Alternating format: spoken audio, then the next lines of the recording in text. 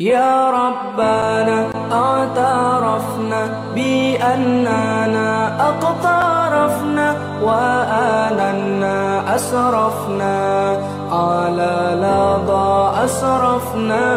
يا ربنا اعترفنا بأننا اقترفنا وآننا أسرفنا على لظى أسرفنا. فتب علينا توبة تغسل لكل حوبة واستر لنا العورات وآمن الروعات. فتب علينا توبة تغسل لكل حوبة واستر لنا العورات وآمن الروعات. يا ربنا اعترفنا بأننا اقترفنا وآننا أسرفنا على لظى أسرفنا. يا ربنا اعترفنا بأننا اقترفنا وآننا أسرفنا على لظى أسرفنا. واغفر لوالدينا ربي ومولودينا والآل والإخوان وسائر.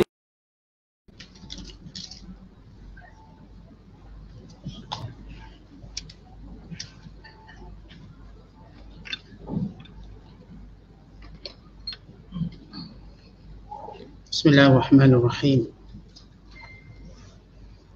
ألم تر إلى ربك كيف مد الظل ولو شاء لجعله ساكنا ثم جعلنا الشمس عليه دليلا ثم قبضناه إلينا قبضا يسيرا وهو الذي جعل لكم الليل لباسا والنوم سباتا وجعل النهار نشورا وهو الذي أرسل الرياح بشرا بين يدي رحمته وأنزلنا من السماء ماء طهورا لنحيي به بلدة ميتا ونسقيه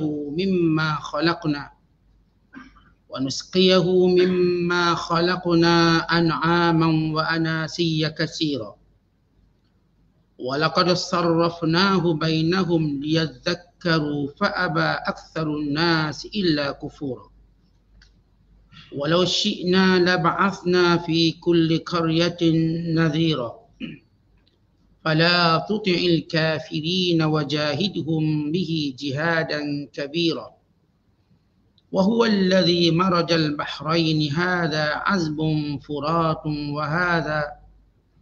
وهذا ملح أجاج وجعل بينهما برزخا وحجرا محجورا وهو الذي خلق من الماء بشرا فجعله نسبا وصهرا وكان ربك قديرا. صدق الله العظيم.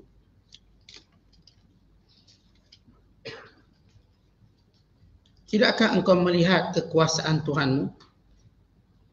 Bagaimana ia menjadikan bayang-bayang itu terbentang luas kawasannya. Dan jika ia kehendaki, tentulah ia menjadikannya tetap tidak bergerak dan tidak berubah. Kemudian kami jadikan matahari sebagai tanda yang menunjukkan perubahan bayang-bayang itu. Kemudian kami tarik balik bayang-bayang itu kepada kami dengan berangsur-angsur. Dan ialah Tuhan yang menjadikan malam untuk kamu sebagai pakaian dan menjadikan tidur untuk berhenti rehat serta menjadikan siang untuk keluar mencari rezeki. Dan ialah Tuhan yang menghantarkan angin sebagai berita gembira sebelum kedatangan rahmat-Nya.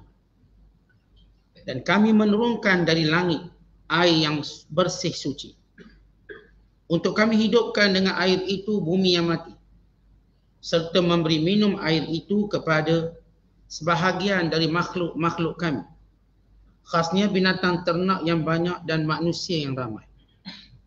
Dan demi sesungguhnya kami telah berulang-ulang kali menyebarkan hujah-hujah di antara manusia melalui Al-Quran supaya mereka berfikir, mengenalku serta bersyukur. Dalam pada itu kebanyakan manusia tidak mahu melainkan berlaku kufur. Dan kalau kami kehendaki, tentulah kami utuskan dalam tiap-tiap negeri seorang rasul pemberi amaran. Oleh itu janganlah engkau wahai Muhammad menurut kehendak orang-orang kafir, dan berjuanglah dengan hujah-hujah Al-Quran menghadapi mereka dengan perjuangan yang besar dan bersungguh-sungguh. Dan dialah Tuhan yang telah mengalirkan dua laut berdampingan, yang satu tawar lagi memuaskan dahaga dan yang satu lagi masin lagi pahit, serta ia menjadikan antara kedua-dua laut itu sempadan dan sekatan yang menyekat percampuran kedua. Dan dialah Tuhan yang menciptakan manusia dari air, lalu dijadikannya mempunyai titisan baka dan pertalian keluarga persemendaan. Dan sememangnya Tuhanmu berkuasa menciptakan apa jua yang dikehendakinya.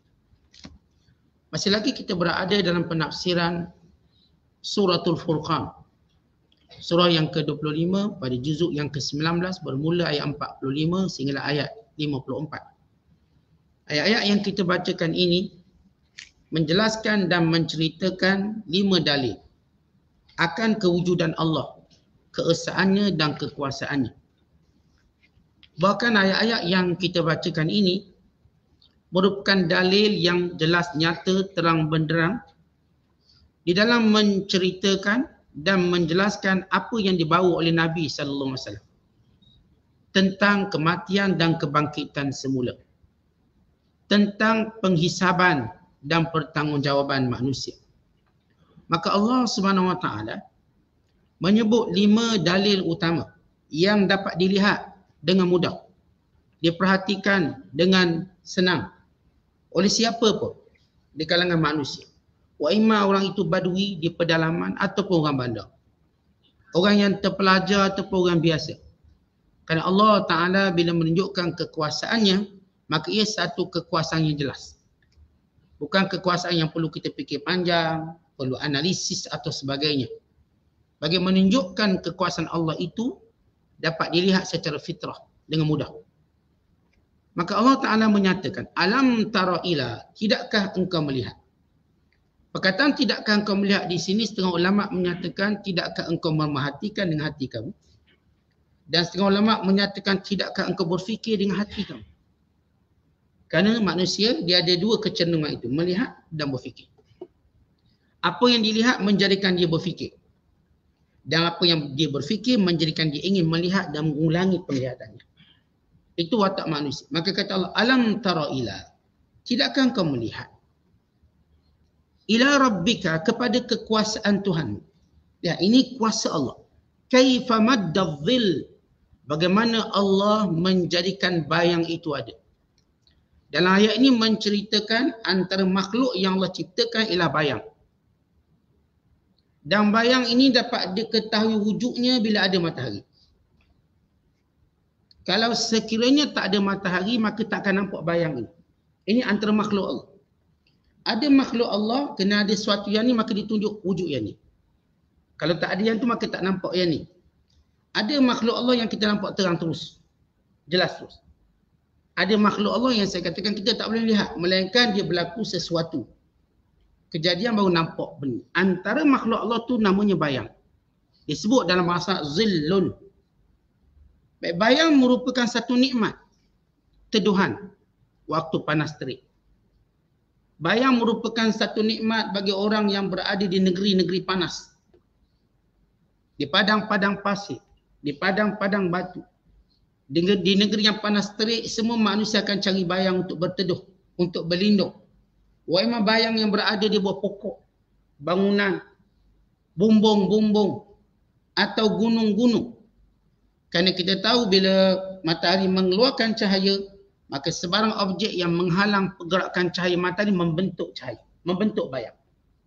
Maka dengannya manusia akan berlindung. Artinya kalau matahari naik timur, bayang akan menghala ke barat. Kalau sekiranya matahari tegak atas kepala, maka bayang berada di bawah. Bila matahari gelincir, matahari itu ke barat, maka bayang ke arah timur. Bayang ini bukan sekadar nikmatnya sebagai teduhan. Dan ianya juga sebagai satu petanda waktu solat.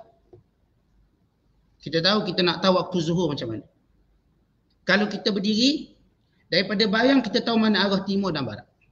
Tuan-tuan berdiri tegak. Tengah matahari naik. Bila matahari menaik, maka bayang kita akan berada sebelah barat. Kita tahulah bayang itu menghala ke barat. Matahari itu berada di sini. Dan bila matahari betul-betul di atas istiwa, dia panggil, tegak atas kepala.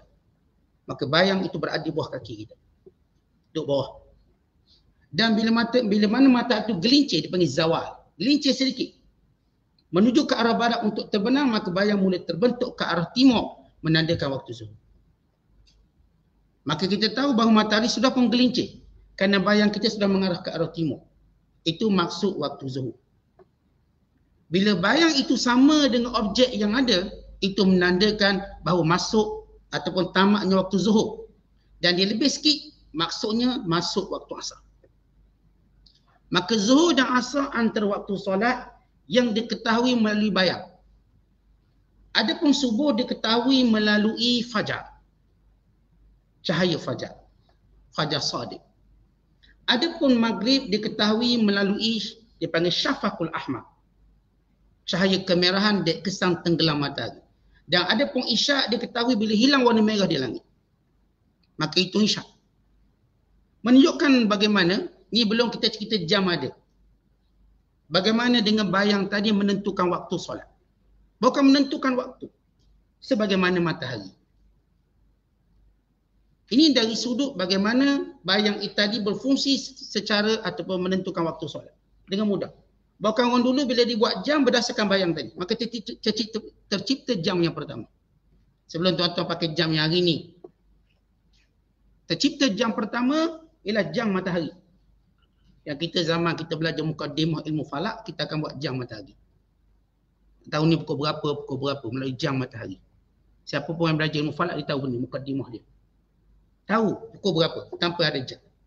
Yang penting bayang tadi menunjukkan arah kiblat. Kita tahu arah kiblat. Ini menunjukkan nikmat Allah. Tetapi Allah nak sebut nikmat bayang di sini. Kata Allah, walau syaa la ja'alahu sakinah. Kalau kami kehendaki, kami boleh jadikan bayang itu menetap satu tempat. Tak bergerak-gerak supaya kamu tu rasa nikmat. Sejuk, nyaman, teduh. Jadi kita pun tak payah buat rumah, dah ada bayang. Kita buat rumah antaranya untuk melindungi panas. Antaranya selain daripada melindungi daripada hujan. Bila panas kita pun masuk dalam rumah, kerana ia teduhan kita. Maka Allah menamakan juga syurga sebagai zillun zalila. Ila zillin zalila, sebagai teduhan. Allah menamakan syurga tempat berteduh. Kan kita kalau sebut dalam bahasa mudah, saya adalah buat rumah untuk berteduh. Jangan guna ayat tu. Kita tak pernah belajar bahasa Melayu. Kan kita sebut kita buat rumah untuk berteduh. Adalah tempat keluarga kami berteduh. Berteduh maksudnya teduh daripada bayang. Maka rumah itu adalah satu bayangan yang Allah Ta'ala jadikan ilham manusia untuk buat. Tetapi Allah ciptakan satu bayang yang dia beredar, ada dan tak ada. Besar dan kecil. Bila mana bayang tadi dekat dengan sumber cahaya, ataupun objek tadi dekat dengan sumber cahaya, maka bayang tadi menjadi besar. Bila dia jauh daripada sumber cahaya, maka dia jadi kecil. Jadi kecil dan seterusnya. Kalau nak bayang kita tak dari jauh, maka nampak kecil. Dekat, nampak besar bayang.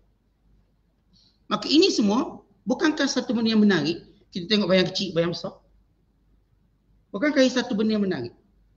Bagaimana bahawa bayangnya wujud pada diri kita, pada gunung ganangnya, pada pokok-pokoknya, pada bumbung-bumbungnya, ada makhluk lain. Bayangan. Nampak bayang-bayang tadi. Bukan kita pun sebut sekarang, dia ni bukan kita sebut sekadar kalau orang tu jarang kita jumpa. Tak nampak batang hidung dah sekarang. Bayang pun tak nampak. Bayang pun tak nampak. Menunjukkan bayang tu pada orang tu tadi. Tadi saya nampak bayang-bayang, maka kita akan rujuk ada orang. Ada nampak bayang-bayang, terlibat bayang-bayang. Mana ada makhluk. Menunjukkan bagaimana fungsi bayang. Yang penting, kita melihat bayang salah satu daripada kekuasaan Allah. Kata kita kalau renung, fikir, semua yang ada sekeliling kita, kadang-kadang duduk dekat diri kita, ajaib bayang ni. Bagaimana bayang ini boleh menjadi misalan kepada perbualan kita. Sehingga para ulama sufi sebagai contoh. Mereka kata dunia ni macam bayang-bayang. Kalau dikejar, kita tak akan dapat. Jangan kejar dia, maka dia ikut kita. Dunia macam bayang-bayang. Kalau tuan-tuan tengok orang kejar bayang, nampak dia gila kan? Kejar apa je, Ji? Kejar bayang, Zat. Nampak tak dia gila? Ni gila. Tapi kalau dia tak kejar bayang, bayang tu ikut dia. Umpama kata ulama, orang kejar dunia nampak gila. Tak payah kejar dunia. Dunia tu akan ikut. Maksud kejar dunia, sampai kita lupa susunan waktu. Sembahyang masa mana, tidur masa mana, dengan keluarga masa mana. Kejar tak menentu, akhir dapat banyak tu juga. Buka kedai 24 jam, dapat banyak tu juga. Tengah malam kena rompak, habis. Yang dikumpul bagi-bagi. Dia tak kerti nak susun waktu dia. Jumaat pun buka, tak sembahyang Jumaat misalnya. Bulan Ramadan pun buka, sampai lupa untuk mendapat kelebihan tarawihnya. Akhirnya dia dapat rezeki banyak tu juga. Tak jadi banyak pun. Dia hilang kat situ, hilang kat sini. Sakit sana, sakit situ. Habis. Maka kita, bila mencari dunia, biar berprinsip. Biar tahu waktu kita nak dapatkan benda yang menguntungkan agama kita. Ini 10 akhir Ramadan, kita nak dapat keuntungan akhirat kita. Sebab Ramadan bukan selalu datang. Dan Lailatul Qadar bukan selalu datang. Maka kita perlu buat. Waktu itu buat satu keputusan, apa yang lebih menguntungkan kita. Maka jangan duk kejar lagi dunia. Kejar. Saat ni malam-malam akhir Ramadan ni, ramai orang nak beli ni saat tu kita bisnes lagi. Rugilah kita. Maka umpama tadi, saya sebut bayang tadi sehingga boleh menjadi misalan. Menjadi suatu, kita katakan, perumpamaan. Kita pun kata kalau anjing tu tamak, macam anjing dengan bayang-bayang. Bila dia tamak, dia tengok bayang-bayang dia. Dalam bayang tadi pun, anjing tadi pun gigit tulang. Dia pun nak tulang tangkap bayang tadi, dia pun terkejut. Akhirnya dia pun lemas. Dan dalam kita punya bahasa kita ada, bagaikan anjing dengan bayang-bayang. Kerana sifat tamak.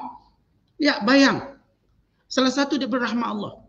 Untuk Allah, kita berfikir tentang makhluk yang hebat ini, yang bukan sekadar meneduhkan kita, menandakan waktu solat, menunjukkan arah timur dan barat. Bukan menjadi perbualan dan misalan serta perbandingan kita. Kata Allah, kalau Allah nak, Allah boleh jadikan bayang ini tetap teguh. Apa kata ulama tafsir? Tidakkah kau lihat, setiap yang memerhatikan kebesaran Allah Ta'ala, akan kesempurnaan kuasanya, dan juga kemuncak rahmatnya, bila Allah Ta'ala membentangkan kepada kamu bayangan, yang dengannya kamu dapat berteduh pada waktu siang, melindungi kamu daripada kepanasan matahari, daripada keluarnya sehingga tenggelamnya.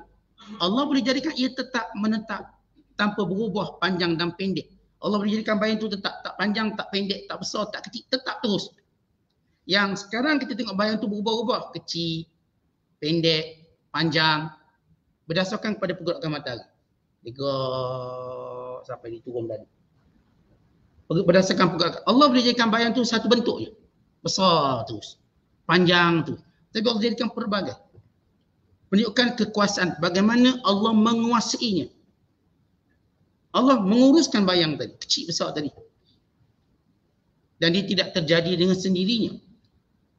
Dan ia bukan sekadar manfaat kepada manusia, bukan kepada haiwan ternakan, bukan kepada tumbuh-tumbuhan, bukan menjadi ukuran kepada zaman dan pada waktu. Seumpama kita sebut dia waktu solat.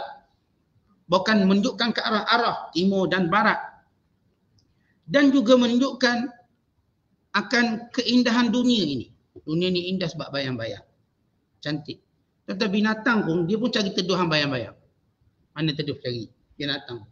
Pokok-pokok pun sama. Kita tuan-tuan kalau buat rumah, kita pun tengok bayangnya ikut mana. Supaya rumah kita tak panas. Tidak rumah kita panas. Kalau kita tak tahu pergerakan matahari. Akhir panas rumah kita. Walau buka aircon, tetap rasa panas. Kalau kita tahu tentang pergerakan tadi, kita buat rumah, dia sejuk rumah kita walau tak pasang aircon. Maka semuanya ini adalah satu kekuasaan Allah SWT. Kemudian kata Allah, summa ja'alna syamsa alaihi dalila. Kemudian kami jadikan matahari itulah sebagai dalil wujudnya bayang. Kita dah sebut tadi bayang Allah jadikan dahulu sebelum matahari. Antara makhluk Allah secara turutan kejadian. Allah ciptakan bayang, kemudian baru Allah ciptakan matahari. Dan bagaimana tahu tu ada bayang? Bila ada matahari. Bayang tu benda tu tutup, tak tahu. Tapi bila matahari naik je mula bentuk bayang. Kecil, besar dan sebagainya. Bila matahari tenggelam, bayang mula tak ada. Melainkan dengan cahaya-cahaya lain pula seperti mentol, lampu mewujudkan bayang. Sifat bayang tu wujud bila ada cahaya. Menunjukkan bayang tu ada, tapi bagaimana nak jelmakan dia dengan ada matahari. Atau dengan ada cahaya. Kita nampak makhluk ni. Makhluk ni kita nampak. Kalau tidak, kita mungkin tak nampak makhluk ni. Yang hebat ini. Yang beri manfaat pada manusia. Kemudian kata Allah, kami jadikan matahari sebagai dalil kewujudan bayang. Summa qabadnahu ilaina qabdan yasira. Kemudian kami mengambil bayang itu sedikit demi sedikit. Mengikut peredaran matahari tadi. Daripada timur, tenggelam barat. Akhirnya bayang pun hilang. Habis nikmat. Kemudian Allah Ta'ala menyebut kekuasaan Allah yang kedua. Untuk difikirkan. Wa huwa alladhi ja'ala al-laila libasa. Dan dialah Allah yang menjadikan malam itu libasa. Libasa artinya seperti pakaian yang menutup. Apa maksud? Allah jadikan malam itu sifatnya gelap. Maka dia menutup manusia seperti pakaian. Maka bila kita bergerak malam, terlindung kita. Orang pun tak tahu siapa kita, terlindung. Dan terlindung kita dalam banyak perkara-perkara yang kita memang nak melindungi diri kita pada waktu malam. Malam sifatnya melindungi. Ada benda, ada kerja mungkin kita tak mahu orang tahu kita. Anak-anak dara kita tak nak keluar siang-siang, orang nampak maka keluar malam. Sebenarnya Aisyah radhiyallahu ta'ala anha meriwayatkan kami keluar pada waktu malam. Nak qada hajat ke, nak apa sebab orang tak nampak. Malam itu menutupi. Kita pun kadang-kadang malam tadi Allah jadikan hilang kesibukan. Malam dia tak sibuk, maka mudah. Bahkan kata Nabi SAW, tutwal audu fil layli. Dilipatkan bumi ini pada waktu malam. Malam bumi dilipatkan, maksudnya dipendekkan perjalanan. Siapa yang jalan waktu malam dia akan rasa lebih pendek perjalanannya. Kenapa? Lebih sejuk. Kenapa? Lebih fokus. Kalau siang kan tak fokus sangat jalan, berhenti sini, berhenti sana. Malam lebih fokus.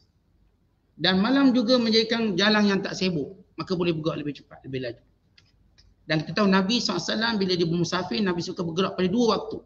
Yang pertama pada awal pagi, yang kedua pada waktu malam. Rasulullah suka. Sama ada awal waktu. Berdasarkan hadis Nabi SAW. Allahumma arham li ummati fi bukuriha. Ya Allah, engkau rahmatilah mana-mana umatku yang berawal pagi. Kepada sahabat yang menceritakan aku kalau aku berniaga pagi-pagi sehingga aku tak pernah rugi. Rasa tak pernah rugi kerana dia berniaga pagi-pagi. Contoh kita ni berniaga dia ikut cara orang kafir. Pukul 10 baru buka. Cara mal-mal besar. Mereka tu memang jenis tidur pagi. Jenis subuh tak ada. Tapi kita terikut-ikut. Buka pukul 10 juga. Kebulur kawan dengar. Kedai makan pukul 10, kebulur orang. Nak cari makan. Kita jangan ikut trend tu. Kita ada cara kita sendiri. Buka awal pagi. Dah lepas main subuh nak buat apa? Dah habis duha nak buat apa? Buka lah kedai.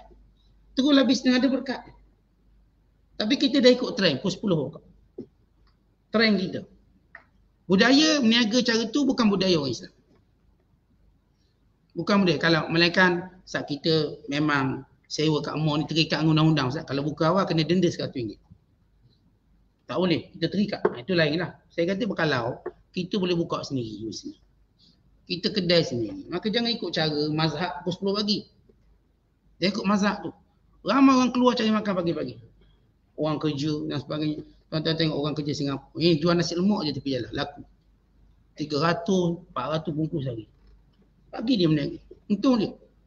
Dia berniaga kejap. Dia berniaga dah. Tengah hari dia boleh buat kerja lain. Kerana ada urusan rezeki pagi tu lebih berkat. Dia rezeki ni tuan-tuan dia datang pagi, petang, malam, siang. Tapi dia ada keberkatan paling kuat waktu pagi. Rezeki tu dia lebih berkat. Lebih kuat keberkatannya. Sebab waktu tu berkat. Dan Rasulullah yang kedua musafir waktu malam. Oleh kerana kepanasan, kita katakan padang pasirnya, maka Rasul cenderung musafir waktu malam. Dan kita pun sama. Memang malam ni anak-anak pun boleh tidur senyap. Tidur, kita pun bawa jalan senang. Tak ada orang nak berhenti kencing, berok, tak ada. Dia jadi senang sampai. Tidak kalau siang hari 10 kali berhenti. Lepas nampak kedai kau kena shake, berhenti sekali. Tengok kedai mutabak, berhenti lagi. Kedai nasi lemak, berhenti lagi. Jadi lamalah nak boleh sampai 10 jam pun sampai. Malam tak ada tempat kita nak berhenti, straight sampai. Lebih fokus. Maka ini bersifat menutup malam. Kemudian kata Allah, وَالنَّوْمَ سُبَاتًا, dan tidur sebagai satu kerehatan. Allah jadikan tidur ini cara menghentikan semua pergerakan badan kita. Contoh badan kita bergerak, kaki, tangan semua gerak. Ni mata pun kedip, kelip, semua memenatkan sebenarnya saraf kita. Maka Allah kurniakan kita tidur semua. Mata tak bergerak, tangan tak bergerak, kaki tak bergerak. Mulut pun tak bercakap. Bernafas dengan begitu tenang. Lihat bagaimana Allah rehatkan badan kita dengan tidur. Semua tak bergerak jadinya. Yang cuma bergerak jantungnya. Yang lain kelopak mata ke pun tak kelip. Orang kalau tidur kelip-kelip tak tidur lagi tu. Bila dah tak berkelip dia tidur. Dan bila Allah nak lenakan tidur, Allah jadikan dia takkan dengar apa pun. Fadarabna ala adhanihim fil kahfi sinina adada. Kami tutup pendengaran mereka sehingga mereka tidur dalam gua dengan tahun-tahun yang panjang. Kita kan kalau nak tidur, kalau kita dah tak dengar suara tu, tidur lah tu. Mana kalau tak dengar ada ustaz ceramah tu, tidur lah tu. Kalau masih dengar tak tidur walaupun pejam mata. Masih dengar. Tak tidur, ustaz pejam mata je. Dengar. Tak tidur. Sebab itu ada satu kisah menarik dalam kitab Az-Zikrayat. Kisah Hasan Al-Banna. Al-Banna dia keluar berdakwah. Dan bila keluar dakwah sampai malam hari, dia berehat kat hotel, kat motel, kat rumah rehat dan sebagainya, rumah tamu. Maka dia akan panggil teman rapat dia. Antaranya ialah Umar At-Tilimsani. Umar dah tidur belum? Umar kau dah tidur? Belum. Dia akan bercakap. Sampai tak keluar suara, maka baru dia tahu kawan dia tidur. Sebab orang kalau tidur dah tak dengar bercakap. Akhirnya baru dia bangun qiyam. Supaya tak ada orang tahu dia bangun qiyam mulai. Dia pastikan kawan dia tidur. Sebab ia disebut dalam hadis tentang kemuliaan orang yang sembahyang dan kadang orang tidur. Dia nak confirmkan teman rapat dia ni, anak murid dia Umar Tilimsan ni tidur. Dia panggil nama. Umar, dah tidur, baru dia bangkit solat. Itu cerita menarik, maknanya orang kalau tidur, dia tak akan dengar orang. Tak dengar bercakap. Maknanya dia tidur. Kemudian kata Allah SWT, وَجَعَلَنْ نَهَارَ نُشُورًا, dan kami jadikan siang hari pula untuk kamu mencari rezeki, untuk kamu mencari kehidupan, untuk kamu mencari pekerjaan. Maka sifat siang ni sesuai je rezeki. Kenapa cerah terang benderang? Dan kerana tenaga manusia di siang hari lebih kuat berbanding pada malam hari. Dan peluh yang keluar pada siang hari lebih bermanfaat berbanding peluh yang keluar pada malam hari. Kita kalau berpeluh siang hari bagus. Tapi berpeluh pada malam hari tak bagus. Tu budaya main tengah malam, futsal, badminton tak bagus untuk kesihatan kita. Sebab malam ni untuk kita rehat. Fizikal kita jangan dipenat, siang dah dipenatkan, malam dah dipenatkan. Akhir subuh tak nampak. Malam memang benar-benar kita rehat. Yang saya sebut tadi, tidur tadi menghentikan semua pergerakan kita. Kemudian Allah Ta'ala menyebut, lepas cerita tentang malam dan siang sebagai satu nikmat, Allah menyebut tentang kekuasaan yang ketiga, wa huwallazi arsala ar-riyah bushran baina yaday rahmatih, dan dialah yang mengutuskan angin membawa khabar gembira, menurunkan hujan. Artinya Allah jadikan angin tadi menolak awan-awan untuk berhimpun dan berkumpul. Lalu angin tadi membawa satu berita gembira rahmat Allah, apa dia? Hujan. Daripada angin dapat diketahui akan berlaku hujan. Kerana sebelum hujan dia akan datang angin. Angin tadi menggerakkan awan daripada atas tadi. Kalau tuan-tuan tak rasa angin bawah, tuan-tuan tengok angin di atas. Awan mula bergerak laju. Gerak lalu bercantum. Maka angin yang bertiup tadi membawa rahmat untuk menurunkan hujan. Dan Allah menyebut sifat hujan. Wa anzalna minas sama'i ma'an tahura. kami turunkan daripada langit air yang suci. Allah Ta'ala tak sekadar sebut air, Allah sebut air suci. Maknanya boleh berwudu, maknanya boleh minum, maknanya boleh mandi, boleh dimanfaat oleh binatang ternakan dan manusia. Kerana sifatnya ialah tahuran, suci. Air kalau suci, semua benda kita boleh buat. Sifat air tadi. Dalam ayat yang lain Allah menyebut sifat air tadi mubarakan, berkat. Kenapa berkat? Percuma tak payah bayar ke SAJ. Tak payah bayar ke Syabas. Tak payah bayar mana-mana. Percuma itu. Siram pokok, basuh kereta kita percuma, sejukkan cuaca percuma. Tak ada orang mampu untuk kenakan bayaran dengan hujan yang Allah turunkan. Siapa mampu kenakan bayaran? Tiba-tiba SAJ datang rumah, tadi awak terima hujan kan? Jadi kena cas tau. Sebab hujan tadi kita cas RM50. Sebab kira basuh rumah, basuh kereta sekali hujan tadi. Sebab kita dah gazetkan air hujan kita punya. Tak ada lagi negara berani buat macam tu. Tak ada lagi negara berani buat untuk mendau hujan tu dia punya, lalu mengenakan bayaran pada rakyat ni dek kerana hujan. Kenakan kos sebab hujan. Sebab dia menyejukkan, dia berikan tanaman kita siraman percuma. Dengan mudah kadang-kadang kita balik kampung, lupa nak siram pokok. Ada hujan, alhamdulillah dah siram pokok kita. Dia sejukkan semua tempat. Dia jadikan tanah-tanah yang berpasir itu jadi kemas. Dan banyak yang lain. Menjadikan empangan-empangan itu bertambah air. Tuan-tuan bayangkan kita ni ikut kaedah, seminggu tak hujan maka dianggap darurat. Empangan menurun mengejut. Itu pakai doa minta hujan. Tapi kita ada doa minta hujan, air harga sama juga. Dia orang suruh kita ni tolong solat ajak, empangan dah kurang. Lepas kita dah doa, air makin naik harga dia. Dia kena ingat syarikat air ni, kalau dizalimkan dengan harga makin naik, maka Allah tidak turunkan hujan untuk dia. Akhirnya habis kena. Lepas tu dia, air ni pula ada kebajikan. Sebab Allah beri hujan percuma. Surah masjid air bayar lah, ada kebajikan. Harga turun lah selalu, jangan fikir nak naik je. Walau tu, hujan tu turun bukan naik. Tapi harga dia nak naik, dia tak nak ikut rasmi hujan. Turun. Akhirnya hujan tak nak turun. Hujan naik balik. Tapi harga barang naik, dinaikkan harga air. Kata ini benda percuma, dia zalimi manusia dengan harga tinggi. Ini tak masuk akal. Tapi masalah suruh kita pakai semua masjid ini, dok solat, minta hujan. Minta hujan sebab empangan makin kering. Bila penuh, mahal bayarannya. Allah Ta'ala menyebut, hujan ni satu rahmat. Antara bala yang Allah akan timpakan mana negara, ialah menghentikan langit daripada menurunkan hujan. Terutamanya bila kebajikan tidak menjadi kebiasaan pemerintah. Dia namanya pemerintah, dia ada kena nilai kebajikan pada rakyat dia kena tinggi. Yang orang bawah ni nak menaiki tu hari ni pemerintah. Untuk menjamin manusia mendapat keselesaan hidup. Terutama pada benda-benda dia dapat percuma. Air percuma dapat. Sungai percuma, hujan percuma. Dia tak bayar-bayar apa-apa.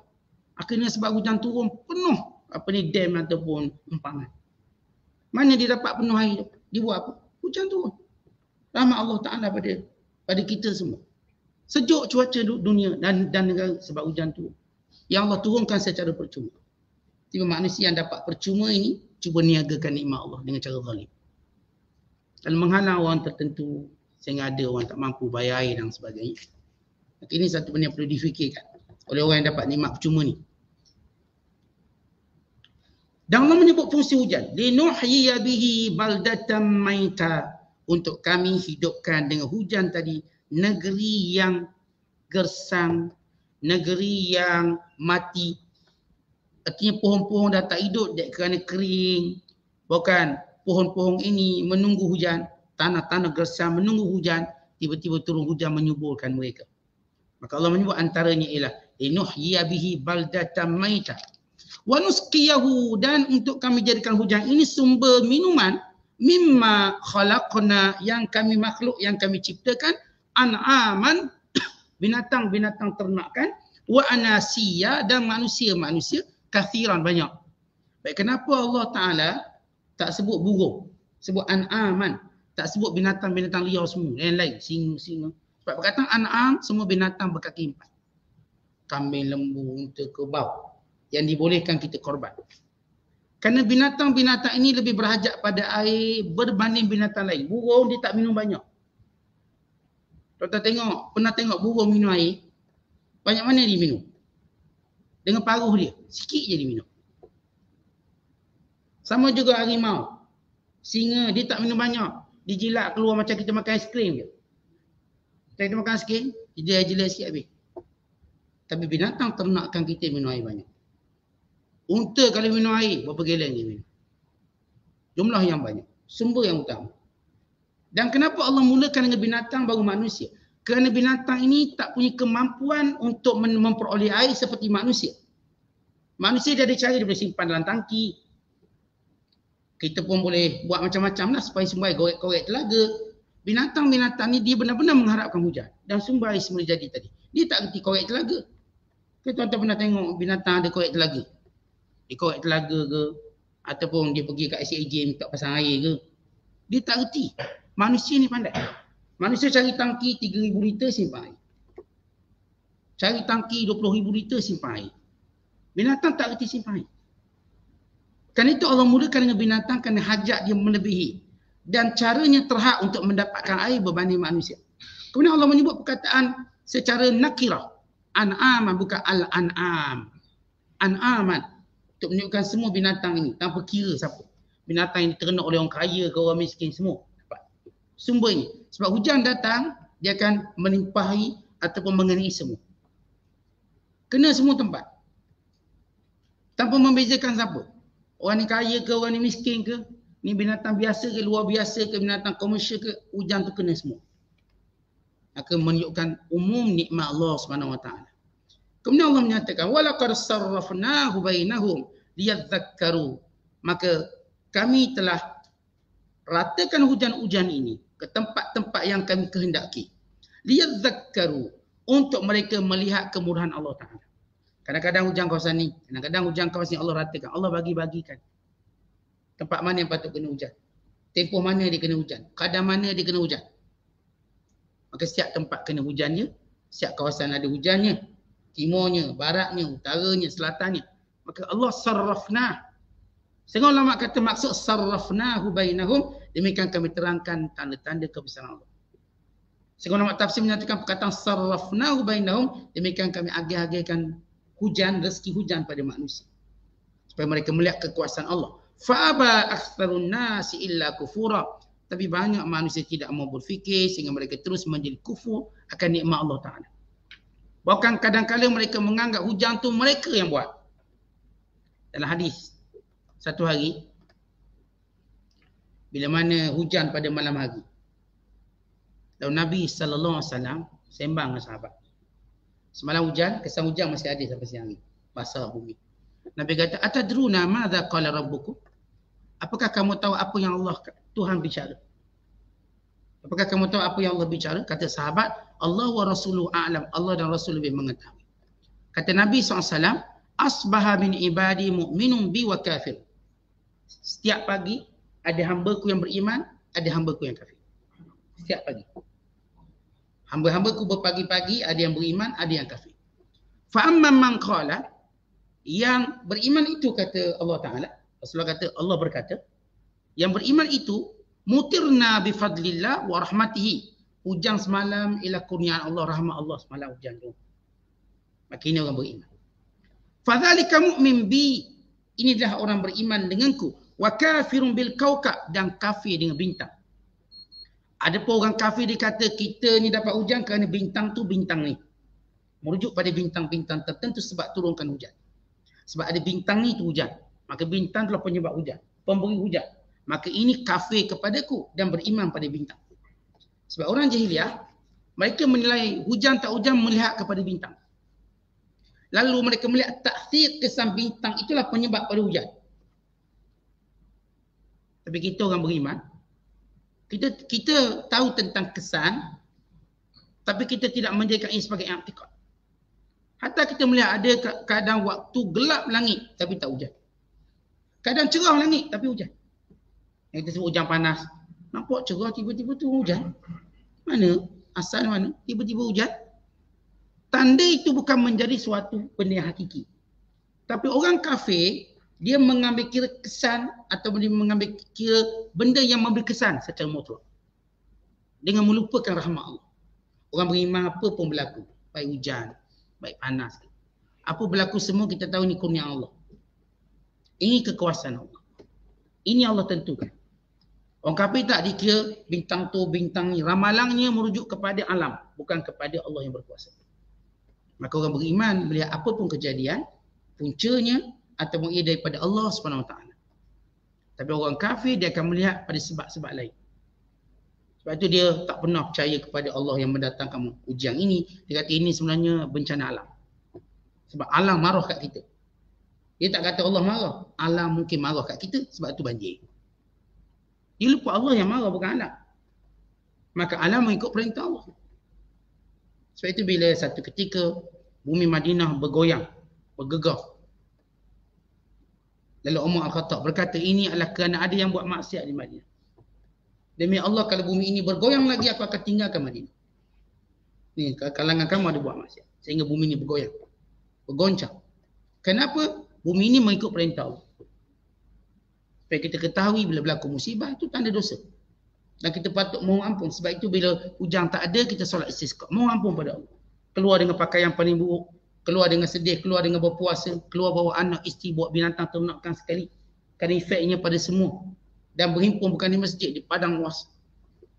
Dan berdoa. Tok Imam hari tu kena pakai baju paling buruk. Makmum pun sama, baju paling buruk.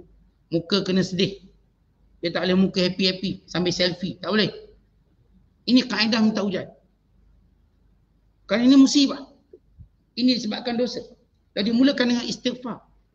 Kita kan kalau khutbah raya sebut Alhamdulillah. Atau mulakan dengan Allahu Akbar, Allahu Akbar, Allah. Khutbah Jumaat mulakan dengan Alhamdulillah. Khutbah istisqa mulakan dengan Astaghfirullah, Astaghfirullah, Astaghfirullah. Kan ini dosa sehingga terhalang hujan. Sebagaimana hal-hal yang lain juga. Maka ini menunjukkan bagaimana setiap benda berlaku itu berkait dengan dosa kita. Berkait dengan dosa kita. Baik rezeki kita ke, masalah cuaca ke, kita kena tengok masalah dosa kita. Bukan kita tak gembira, Ustaz, kenapa saya tak happy ni? Sebab dosa kita. Kena buang dosa. Kenapa saya rasa tekanan je ni? Naik je darah saya sebab dosa. Cek dosa kita. Dosa apa? Barangkali kita tak redha dengan takdir Allah. Barangkali kita ni memarahi benda-benda yang tidak Allah Ta'ala murka. Ataupun benda yang Allah Ta'ala tidak haramkan. Maka datang tekanan tadi. Maka benda ni kita kena buang dalam hidup kita. Ini kalau kita nak bahagia lah. Kalau tak nak bahagia, teruskan dah. Kalau nak bahagia, setiap kali rasa tekanan-tekanan dalam diri, sebab disebut dalam, Allah Ta'ala sebut dalam Al-Quran, surah Taha, وَمَنْ أَعْرَضَ عَنْ ذِكْرِ فَإِنَّ لَهُ مَعِيشَةً ضَنْكًا. Siapa yang berpaling daripada perintahku, akan kujadikan kehidupannya sempit. Ni kalau kita rasa sempit, muk, tak elok, adalah dosa tu istighfar. Bukan sekadar istighfar, cari dosa mana ni? Kenapa saya hari ni bad mood ni? Bad mood sehari ni tak semangat. Dengar kuliah pun tak semangat. Saya semayang pun tak semangat. Kenapa? Istighfar dulu. Kemudian minta Allah tunjuk dosa kat mana. Oh, rupanya dosa sepak anak kucing tadi. Belum datang kuliah sepak anak kucing. Itu dosa awak. Sepak tu kenapa? Mungkin dosa kita tadi, kita langgar pagar jiran kita. Nak cepat sangat langgar pagar jiran. Tapi buat diam. Tak nak ganti rugi. Misalnya, ini benda-benda menjejaskan kita punya kemanisan dalam beribadat. Kelazatan dalam ibadat. Sebab tu cek. Semua cek. Setiap kali datang tekanan demi tekanan dalam hidup kita. Keresahan demi keresahan. Cari dosa mana. Istighfar dan minta Allah tunjuk. Mana dosa kita.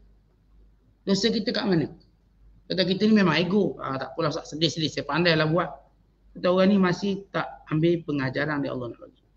Kita selalu sebut kata-kata fudhi ma'iyah. Aku kalau tengok sesuatu berlaku pada diriku. Yang pertama aku lihat dosa. Ada tak dosa? Aku akan lihat dosa. Kalau memang tak ada, tak nampak, maka itu mungkin ujian Allah pada kita. Tapi kebanyakan apa yang berlaku pada kita kerana dosa. Apatah lagi kita tak pernah dijanjikan maksud. Kita kejap rajin kuliah, kejap malas. Agak-agak hari malas tu sebab apa? Hari rajin kita okey, hari malas sebab apa? Mungkin ada dosa kita, cek lah. Apa dosa kita? Setiap kita melihat prestasi ibadat kita berkait dengan dosa kita. Ada hari kita rajin baca Quran, ada hari malas. Pasal tak keluar suara nak baca Quran. Ada hari kita katakan kita rajin zikir, ada hari malas zikir. Tetapi dia bukan malas saya saja. Kalau kita tak ada yang malas biasa ni, tak ada malas biasa. Semua kena sebab. Dan malas ini dia ada sebab. Dia tak malas saja. Sebab tiba-tiba saya rasa malas. Dia mesti ada sebab. Sistem dalam badan kita, kalau kereta kita tiba-tiba jadi slow. Biasalah laju Ustaz, horsepower 300 ni. Tapi kenapa slow hari ni? Mesti ada teknikalnya Ustaz. Mesti ada. Mesti ada. Mungkin tukar minyak. Dari biasa pakai 100 dah pakai 95. Slow. Mungkin. Itu teknikalnya. Dan mungkin sebab bulan ni tak payah lagi kereta tu dia slow sikit. Itu pun tak tahulah, mungkin ada teknikal dia. Jadi kalau kita faham kenderaan ada teknikal, demikian kita manusia. Manusia ni ada sistem dalam badan. Sistem tu terjejah dengan sebab dosa. Terjejah besar. Kita bila payah bangun subuh ni kait dengan dosa. Kita kalau payah tahajud ini berkait dengan dosa. Semua kait dengan dosa. Jadi inilah orang yang kuat muhasabah.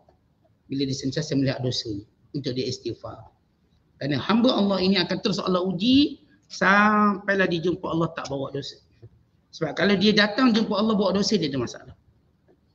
Kita nak jumpa Allah tanpa bawa dosa. Maka kalau tak bawa dosa, maka selamat. Selamat walau sekecil mana pun dosa. Kemudian Allah Ta'ala menyebut. Selepas menyebut tentang nikmat hujan ataupun tanda kebesaran Allah dalam hujan. Kata Allah, walau syi'na laba'athna fi kulli qaryatin nadhira. Kalau kami kehendaki, kami boleh utuskan setiap negeri, setiap kampung itu seorang rasul. Tapi kami hanya utuskan kamu, wahai Muhammad, untuk jin dan manusia. Fala tuti'in kafirina. Maka jangan kamu dengar, jangan kamu patuh, jangan kamu tunduk pada tekanan orang kafir. Wajahidhum bih. Dan lawanlah dia dengan Al-Quran yang diturunkan, jihad dan kabira, dengan jihad bersungguh-sungguh. Baik, kenapa bila Allah sebut hujan, Allah sebut tentang kerasulan? Nak beritahu antara nikmat kita kena syukur hujan. Kerana hujan menghidupkan tumbuhan, sumber makanan dan minuman, binatang ternakan dan manusia, menyejukkan iklim dan sebagainya, menghidupkan yang mati. Pohon-pohon yang mati dihidupkan. Sama macam Rasulullah. Rasulullah ni seperti hujan, memberi manfaat pada manusia. Memberi kebaikan dan rahmat. Kalau kamu boleh bersyukur hujan sebagai rahmat Allah, Rasulullah lebih besar rahmatnya kepada manusia, menghidupkan manusia yang mati dalam jahiliah, yang kegelapan dalam jahiliah. Datang Rasulullah menerangkan, menghidupkan kembali jiwa-jiwa yang dah mati. Persis seperti hujan yang melata syariatnya. Ataupun kita katakan Rasulullah SAW perutusan untuk semua makhluk seperti hujan, diturun semua tempat. Maka Allah boleh jadikan setiap negeri satu rasul, tapi ada satu hikmah.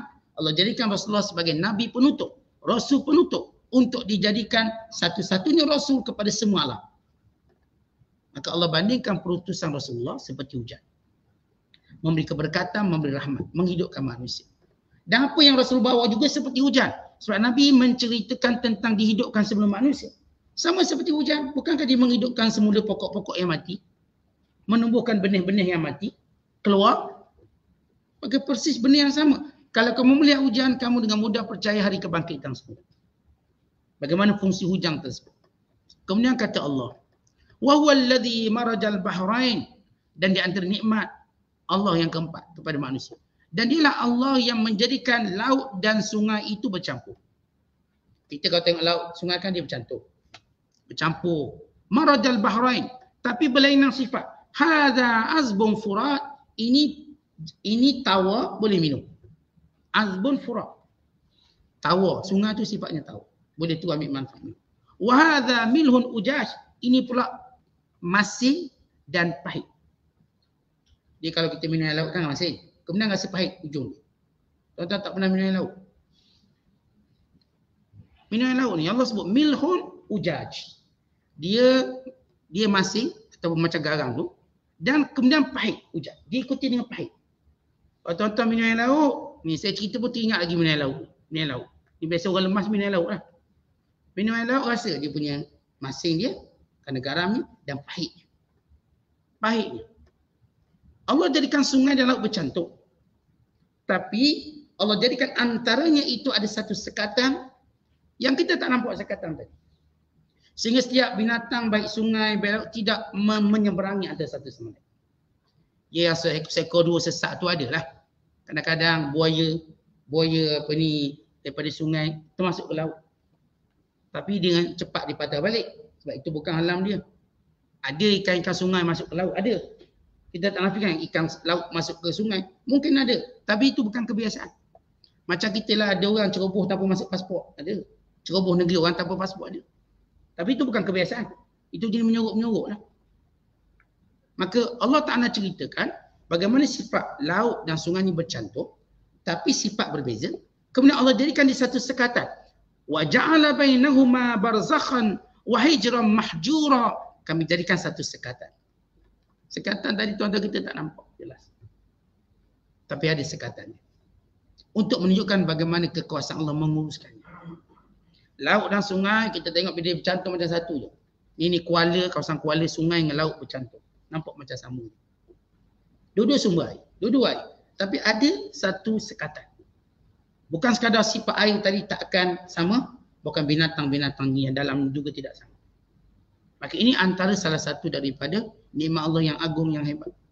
Yang patut dilihat oleh manusia yang sentiasa menjadikan sungai dan laut sebagai medium pengangkutan mereka. Kemudian Allah menyebut nikmat yang kelima. Dalil kekuasaan Allah Ta'ala.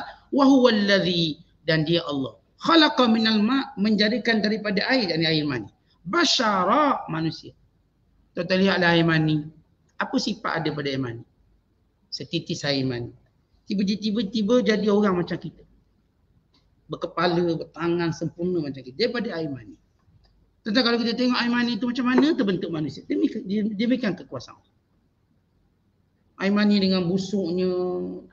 Dia begitu, kita kata luar biasa. Air yang luar biasa ini terlalu kecil. Perlu diteropong pakai mikroskop. Pun mungkin tak nampak. Pakai elektron mikroskop. Yang mana tengok baru nampak pergerakan air mani. Kecil air mani. Tiba jadi besar macam gini ni. Obesity macam gini. Besar. Tuan tak nampak ajaib ke? Kita kan, kalau ada Mak Saleh orang tu, dia pergi tengah ni. Dia tengok kepuk keping. Tuan tahu kepuk keping? Kepuk keping tu kecil. Jadi kepuk udang. Bila goreng jadi besar. Dia kata ajaib. Macam mana boleh jadi besar? Sampai sebesar kuali. Ada ni kepuk udang. Goreng dia besar. Badan kecil. Ajaib. Tengok kopuk pun dah amazing dia kata. Ajaib. Ini kan pula manusia. Dan air mani kecil, akhirnya berdebar besar macam ni. Besar kita. Duduk dalam perut mak kita kecil, tiba keluar besar. Tak boleh masuk dalam perut mak dah. Punya besar kita hari ni. Tidakkah kita lihat itu satu kekuasaan Allah yang hebat. Kemudian Allah kata lagi, faja'alahu, dan Allah jadikan daripada manusia ini nasaban, nasab keturunan, wasihran, dan persemendaan. Apa maksud persemendaan atau siram? Berkahwin, beripoduai, bermenantu. Kita jadi manusia.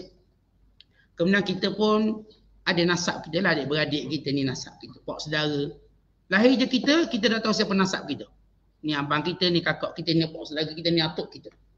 Kemudian daripada manusia tadi yang punya nasab, bagaimana ia berkembang lagi nasab dengan musaharah, dengan perkahwinan. Kita pun kahwin dengan seseorang. Maka kita pun ada mak mertua, ayah mertua, adik ipar, abang ipar. Bukankah ia berkembang keluarga kita? Berkahwin. Berkembang. Ada anak, bercucu, cicit. Maka ini di antara kebesaran Allah. Allah jadikan manusia ini biar dirasa aman, biar bila mana keluarganya besar. Tetapi bila kita kahwin, kita aman. Kita dah sebut dalam kuliah subuh tadi. Bila orang tu berzina, bukan sekadar tak berkembang keluarganya, tapi berkembang pemusuhan. Orang berzina, pemusuh. Tapi bila kita kahwin, daripada nasab tadi berkembang. Jadi kita ada saudara kita kat Kuala Lumpur, ada saudara kita kat sini, sini ada ipar kita, sini abang ipar kita. Sini mak mertua kita, sini sekian. Lihat bagaimana manusia dengan perkembangan kekeluargaan tadi merasa aman. Tetapi bukankah kita bila besar keluarga kita pun rasa aman. Kita pun rasa, ya kalau susah ni banyak tempat lah boleh raba ni. Ni mak mertua ada, abang ipar ada, adik ipar ada, ni ada. Kalau nak minta tolong pun banyak. Jadi besar. Supaya manusia sentiasa aman dengan besarnya keluarga. Tapi kalau orang berzina dia tak aman. Sentiasa diburu ketakutan. Sebab dia buat salah. Keluarganya masih jadi kecil. So, pakat tak nak ngaku belaka. Ni kalau keluar nak zina, siapa nak ngaku cucu dia? Tak nak ngaku. Bukan yang bapak tu tak nak ngaku anak dia. Akhir mak pun tak nak ngaku juga, pakat buang. Lihat jadi semakin sempit. Perbalahan. Maka ini nikmat Allah. Allah mensyariatkan perkahwinan. Bagaimana keluarga ini membesar. Kemudian kata Allah, wa kana rabbuka qadira. Itu semua menunjukkan kekuasaan Allah. Apakah berhala-berhala itu punya kekuasaan itu? 5 dalil ini untuk menjawab tentang buruk kelakuan mereka yang menyengutukan Allah, yang tak buat apa-apa berhala itu. Bukan dia diciptakan, dia tidak mencipta, bukan diciptakan. Tidak beri manfaat, tidak beri mudarat. Tidak boleh menghidupkan, tidak boleh mematikan, tidak boleh menghimpunkan. Tidak boleh turunkan hujan, tidak boleh hentikan hujan. Tidak boleh menghidupkan itu dan ini. Maka tuan-tuan, dengan dalil ini cukup menunjukkan Allah berkuasa. Maka apa kuasa berhala itu? Apa kuasa sembahan lain daripada Allah itu? Maka semua tak ada kuasa. Maka Allah tunjuk dalil yang terang benderang akan kekuasaan Allah, akan nikmat Allah yang sentiasa ada di sisi manusia, supaya mereka bersyukur, mereka berfikir, bukan supaya mereka beriman, dan supaya mereka tahu Nabi sallallahu alaihi wasallam ialah dalil terbesar kekuasaan Allah. Bila mengingkari Rasulullah, maka azabnya besar. Mana-mana orang mengingkari kekuasaan Allah, mengingkari rahmat Allah, mengingkari rezeki Allah, maka dia akan dikena azab. Sebagaimana Allah sebut dalam surah Ibrahim, sebagaimana Allah sebut dalam Al-Quran, la in syakartum la azidannakum wa la in kafartum inna azabi lasyadid. Kalau kamu bersyukur, aku tambah nikmat. Kalau kamu kufur, azabku pedih. Tidak ada kufur yang lebih besar dari nikmat itu, mengkufuri nikmat kerasulan Nabi Muhammad SAW. Orang kufur nikmat rezeki ni kena azab. Apatah lagi yang kufur pada Nabi SAW. Sebagai satu nikmat terbesar pada manusia, maka azab Allah menanti. Azab Allah menunggu mereka dengan azab yang pedih, yang tak akan mereka dapat menerima apa-apa syafaat. Tidak akan diringankan azab mereka, bahkan mereka kekal dalam neraka. Wallahu bissawab.